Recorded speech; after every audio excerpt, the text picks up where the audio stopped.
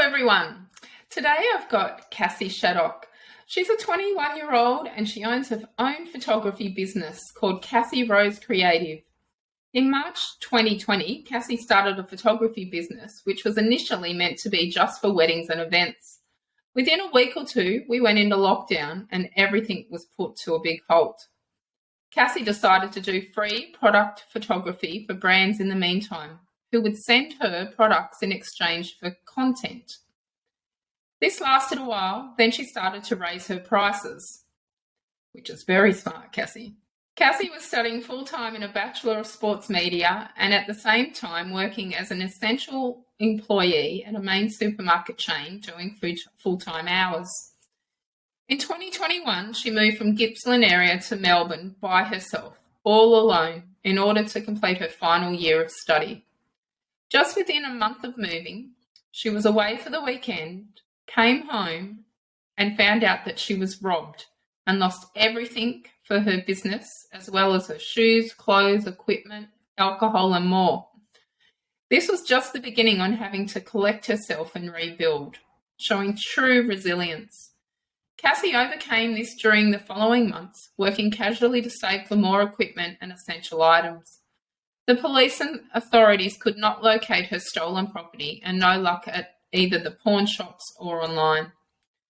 Fast forward another year and her business is booming. Her work has been featured in Vogue. Wow, that's awesome, Cassie. And she gets to be interviewed on today's podcast. She graduates in a month or so and she's back better than ever. Having rebuilt her business, Cassie is now thriving and is here today to share her tips on overcoming the adversity she never saw coming. Welcome, Cassie. Thank you so much, Justine, for having me. I'm so thankful to be here today. Thank you so much. You're welcome. So let's get into the nitty-gritty of it. What does resilience mean to you? Resilience pretty much means being able to overcome any type of adversity in any situation, whether it's on a personal level or on a worldwide level. Just being able to demonstrate the ability to overcome adversity in tough times, I think, is pretty much what I would say resilience means to me. So how quickly you bounce back from an adversity? Yeah, exactly. And we all face adversities in life, whether you realise it or not. So what's an adversity you've faced and how did you draw on your resilience to cope? So I would definitely say, as part of the intro, definitely being broken into and robbed. This was something I never experienced, or I don't really know anybody else who's had this happen to them before. So it was really hard to everyone was giving advice, but it wasn't really advice from anyone in a similar situation. So it was something I really had to navigate on my own, obviously with the support of some family, friends, uni, other team members at work and colleagues and things like that. So pretty much, as said, I went away for Easter and it was my first month I'd moved to Melbourne. So moving from the country to city is already a pretty big deal, especially having to do it on my own. I moved to a service apartment. I'd never heard of one before, but it was pretty much perfect for me. All utilities were included in the week's rent. It was already furnished, pretty much just had to pay $300 a week and that was it. Yep. So I thought I'd stick to that.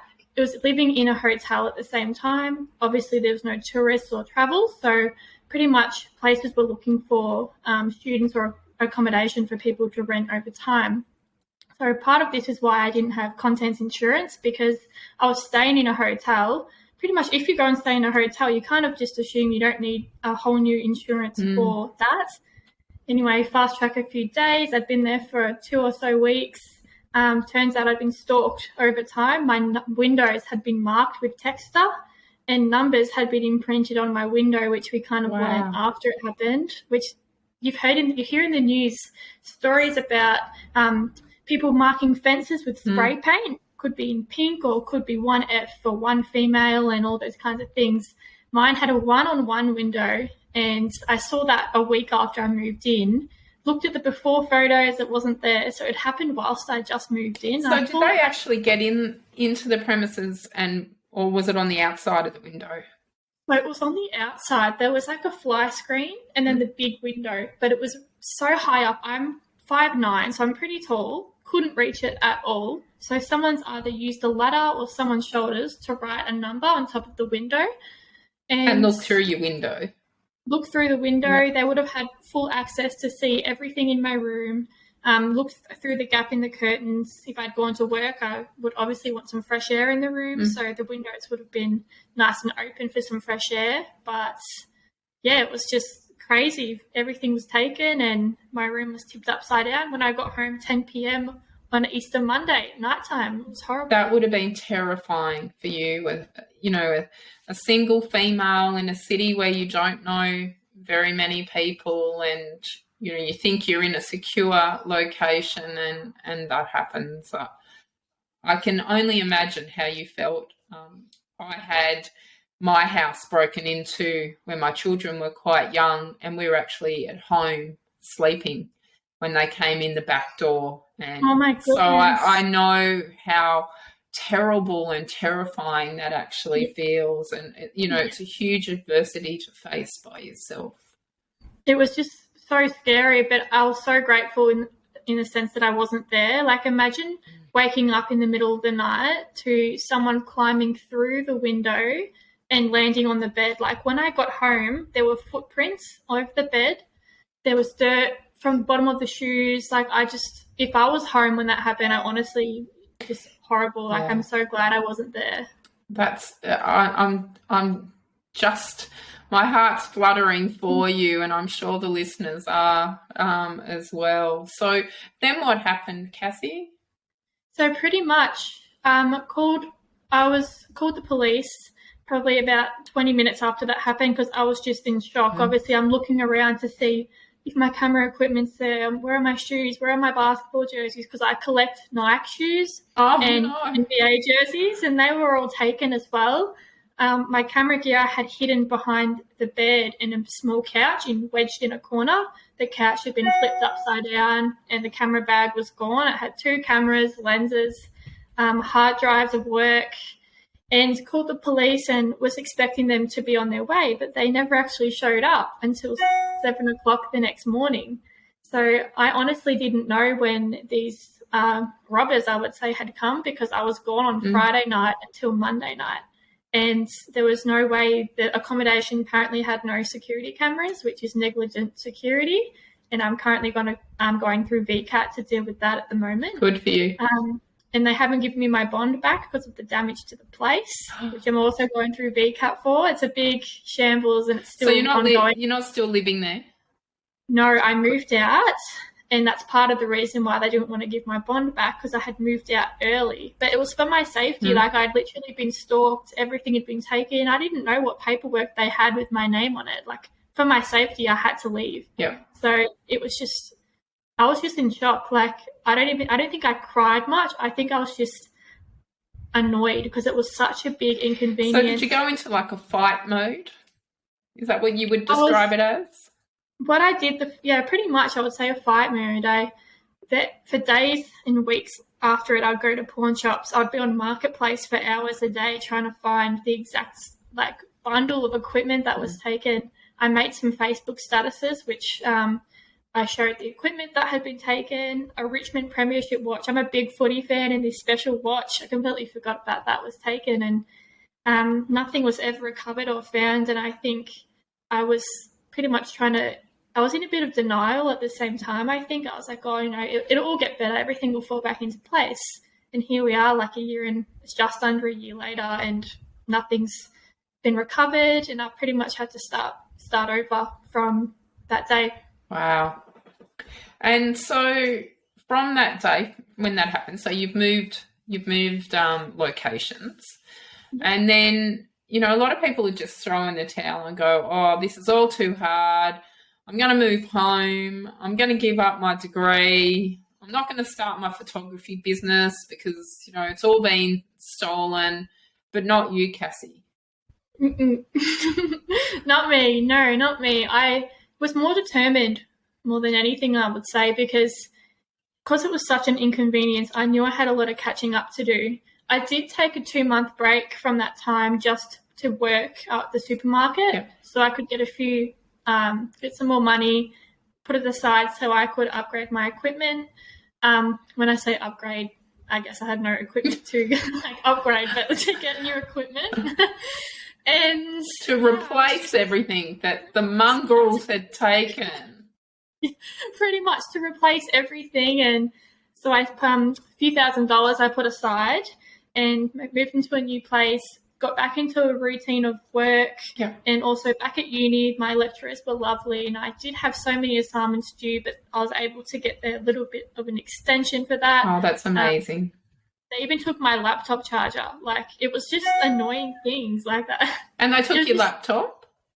I had my laptop with me, but left my charger behind. So, same with my camera chargers. I had the camera chargers in my laptop bag, but they took the cameras. So suck on them, because they didn't have any camera chargers and they took my cameras. So I thought that was kind of funny. I kind of find humour out of a lot of situations, and I just thought that was quite funny. That's karma to them, isn't it? It is. Yeah. It is I'm the karma, same. yeah. I find something funny in the face of adversity, there has to be something funny in there, even if you don't see it straight at that time. So exactly. Yeah, I'm the same. well done for you for rebuilding. Thank you. Because that takes a lot of resilience to do that. Absolutely. And I think because I was in my final year of study, I needed a portfolio, and to be ahead of my students, not that it's a competition, but to stand out, you need a point of difference. And I knew my business was something nobody else had in my cohort, so I had to keep it going. So I gave it 2 months off, bought new equipment, I think in July, August, and then had a shoot 2 weeks later after I purchased everything. So it's pretty much back to normal from that day on after I got my replacement equipment. So, yeah. Well done for you for recognising, to take that 2 months of time. We would call that self-care as well, and rebuilding, rather than, throwing it all away or trying immediately to go back into it. How quickly we bounce back from adversity is resilience, but it's also being aware of what your timeline is and what you're capable of doing, and the stress that you were under. So and keeping the lines of communication open with your lecturer and them giving you extensions. Well done for doing that, because there's a lot of people who just don't. Yeah, I did feel really guilty asking for extensions, but I was like, I have a valid reason. I should be okay. Like, I've never really done it before, and obviously it's a valid reason. Like, I just lost $7,000 worth of assets. Like, of course it's a valid reason, but I felt like I had to justify myself when really I didn't need to at all. It was pretty much, that's how it was, and I couldn't do anything about it. Bloody mongrels. That's all I can say. I know. It's like, oh my God, go out and get yourself your own job and buy your own things. I know. And I was actually shocked because I did so much research on the area that I moved to, because as mentioned previously, I'm from Gippsland. Moving to Melbourne, I did a lot of research on suburbs, safe suburbs, good general locations for someone my age. And when people heard about my story and they said, oh, like it was in Kew, so near Hawthorne East, near Hawthorne, when people heard about this, they were like, I can't believe that happened, because Kew's such a... Unfortunately, I think it happens everywhere now. I know, and it's just awful. So, and that's why another reason the police couldn't quite be of any assistance, because this kind of thing happens every single day. Yeah. And they couldn't obviously make special exemptions for me, and I completely understand that, but it was just... But they did turn up, didn't they? The police did. The next morning they did, after I originally called, but that's okay. I stayed the night at my cousin's and his best mate's apartment on the couch with my phone on loud, just hoping that I'd get a phone call, and it was the next morning, so that's okay. So where to from here, Cassie? So I get my graduation certificate in the coming months, so finished all of my assignments, everything's handed in. Yep. In the meantime, I'm just going to keep working casually at a new casual job I have and working on my business. I've recently expanded my services as well. So instead of just photography, I'm doing social media management and video services such as Reels, TikTok content for brands. And I'm really just trying to get my name across the whole media and content creation platform. And I guess I'm just going to keep doing that and hope good things come my way, because I've been working hard. I'm sure they will. So some of your tips for resilience in in overcoming what you have just been through. So we've already discussed, taking your 2 months off for some self-care and regrouping on what you want to do. Is there any other tips that you can give the listeners? Yes, I would say try not to overthink. I personally am a really big overthinker, and in this situation, I think I just had to be present and just focus on what I could control. Everything that had happened was completely out of my control, so just trying to not overthink. And at first I thought, maybe what if the people come back? What if they know everything about me? What if there's something that they want to come back for? And then I kind of thought that's going to be pointless when I've moved out. I'm safe. I'm out of harm's way. And I just don't try and overthink. Like, try and focus on what you can control is probably what I can say in this situation, or for the listeners who might be facing adversity as well. That's a really, really good point. Yeah. Just, concentrate on what you can control. And so did you have a plan of attack? Did you have some goals on what you wanted to achieve in that, in the following 12 months? Well, originally I wanted to get a full-time job from my degree, but I'm kind of, after lockdowns and everything, I really don't think the 9 to 5, Monday to Friday is going to be for me. I want to travel, I want to work on the road, and I want a job that allows me to work on the road, I guess. So continue with photography. I can travel interstate, maybe get clients and do shoots at different states whilst driving and hiring out studios. I think that's what I want to do for now. And of course, in the sports space, maybe work with the NBL or an AFL team and just try and push for women in sport and women empowerment in the sports industry as well, which is part of my degree's kind of completion too. That's awesome. You could do international. I could. Absolutely. If someone's out there looking for a new brand photographer, drop Cassie a line. All her details are going to be in the bio section of the podcast. So we'll give you a plug, Cassie. Thank you. After what you've been through. So tell me, do you now have contents insurance? Not yet. Cassie. Well, it's funny because I just moved to a new place 2 weeks ago. Yeah. So I've just before this interview started, I was just finishing building some tables and chairs. So I don't even have the place set up yet. Content insurance is definitely tomorrow. Get on there and get a cover note, please, for me. Next job. It's 100% got to be my next job. I've just been trying to move in, settle in, get my shoots back up and running, and get when products have been posted to me. I need to change and redirect my address, and just all those little jobs that come with moving again. So contents insurance, I know. Top of the list. I know. I need to put that at the top of the list. I'll do it tomorrow. Yeah, right. I'm going to inbox you tomorrow to find out if you've done it or not. I'm going to be that mum figure. I need a reminder first thing in the morning. Yeah. Don't worry. I'll write it in my diary and I'll do that. Thank you. Just even the thought of moving and that's, there's adversity there, and that's, moving, divorce, new job, they're all some of the biggest stressful things that you can go through. So, some of the biggest adversities that you can face in your life. And, you've had two major ones with, your home being violated and then, having to move and that. So, and you're still smiling. Pretty much, I guess. I just try and see humour out of it. As I said before, it's kind of funny, who gets robbed. I just think it's so random and funny. And at the end of the day, I'm safe, and my family, there's hasn't harmed any of my family members. It's just a few $1,000s that I'm kind of. Well, your family, you need to come back to Gippsland. Everyone was kind of like, oh, you can come back and stay home. I was like, no, because then I won't come back to Melbourne. I need to stay here. And it's like getting back on the horse, isn't it? It's I was like, I need to be resilient and stay here and come back to Gippsland for holidays. Yeah. And do you think that, if you hadn't gone back and stayed there, that then the robbers would have won? They would have taken more than materialistic things. Yeah, I think I would have felt like it was such a loss. I would have felt like I was losing. Yeah. And I'm a competitive person, and I always want to one-up people, and I always want to be my best. So I thought pretty much, if I had gone, then they pretty much would have defeated me. But I thought, no, thank you, not today. Well done. Well Thank done. That's you. what I like to hear. Okay, so another question for you. Yes.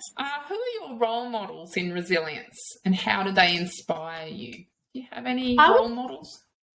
I would say I don't have a single role model, but a lot of people who are either students, business owners, who have all done so well to stay afloat the last 2 years. Everybody has been resilient in their own ways, whether they run a business in a street and they can only do takeaways and changing their menus, and just small business owners who have to be creative in the way that they expand and change their business. I would say that everybody is a role model. Students trying to study and working from home and learning to do their exams from home. Everybody is resilient in their own way, and all should be commended for it instead of just one person. I think everybody across the board is what I would say. That's wonderful. That's such a good answer. Thank you. What are your passions in life, Cassie? Well, besides content and technology-wise, I love fishing and camping. I'm a bit of an outdoors girl. I guess that comes from living in the country. Football, big Richmond fan. Go Tigers. We won't hold that against you. Hope not. What else do I like? I love collecting like cool shoes, like my Nikes. I collect NBA jerseys. I've been playing basketball since I was 7 or 8 years old. So I've been playing basketball pretty much all my life. What basketball team do you follow? So in terms of the NBL, Melbourne United, I do love the United. Haven't been able to go to a game this season because all the games kind of clash with my schedule, but watch them when they're on KO and on TV and things like that. And I do like the Lakers in terms of NBA, and Kobe Bryant. I think he was an amazing player, and that whole story is just it's a sad story, but I think he had a big impact on the game. So I would say that as well. Wonderful. So I believe that you've got an offer for us. Oh, I do. So if anybody wants to send me a message on my account, which will be linked in the description, I think, of the podcast, with the word resilience, or say you heard me on the podcast, I'm offering 10% off photo shoots for my photography business or social media management as well. So if you message me saying resilience, my account name will be Cassie Rose Creative, and my email is just cassie.shaddock@gmail.com as well, if you want to send me an email instead of the direct message as well. So 10% off shoots and social media management. Thank you, Cassie. That's very generous for Resilience Mindset listeners, and I'll put it all in the bio and people will be able to get the details from there. So now I've got a couple of quirky questions for you. Yes. Pineapple on pizza, yes or no? Yes. Yay! It is my absolute favourite. We just lost half the listeners because we both like pineapple on pizza. Sorry, guys. Have you tried an Aussie with pineapple? Oh, I reckon we make it when we do homemade pizzas, but I've never thought of it being called that. Yeah, an Aussie. So just make an Aussie with pineapple. Yum. Okay, coffee or hot chocolate or tea? Hot chocolate. Never had coffee besides iced coffees. Never really had tea before, but I'm a big hot chocolate fan. I'm allergic to caffeine, so all three of them are out for me. Damn. And I was going to ask you who your AFL team is, but hey, we already know that. It's Richmond. Yep. Go Tigers. Well, Cassie, that brings us to a close today. I'd just like to thank you for your time and showing true resilience. You've been an absolute inspiration. Thank you so much for having me. It's been a pleasure, and I've really enjoyed these questions. It's been a great chat as well, so thank you. No worries. Okay, listeners, thanks again for tuning into Resilience Mindset, and I'll talk to you on our next episode.